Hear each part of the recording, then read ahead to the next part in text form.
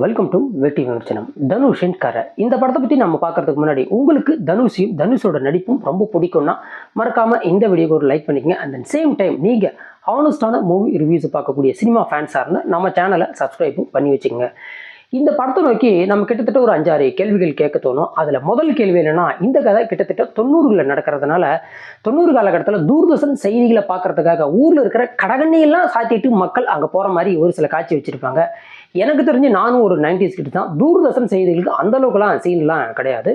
அதே மாதிரி இந்த படத்தில் கிராமத்து மாநிலத்து பெண் கதாபாத்திரம் நடிச்சிருக்கக்கூடிய மமிதா பைஜோடைய கெட்டப்பும் செட்டப்பும் ஆக்டிங்கும் செம்மையாக இருந்தாலுமே அவங்களுக்கு போதிய ஸ்க்ரீன் ஸ்பேஸ் அப்படிங்கிறது பெருசாக இல்லை அப்படின்னே தோணுது. அதுக்கப்புறமா இந்த படத்தில் கே.எஸ். ரவிக்குமார் அவர்களுக்கு அச்சு அசலாக நம்ம ராஜ்கிரண் கெட்டப்பை போட்டு நடிக்க வச்சிருப்பாங்க. இவருக்கு ராஜ்கிரண் கெட்டப்பை போடுறது பதிலாக ராஜ்கிரனே டேரெக்டாக கூட்டு வந்து நடிக்க வச்சிருக்கலாமே அப்படிங்கிற ஒரு எண்ணமும் நமக்கு இந்த படத்தை பார்க்கும்போது தோணுது.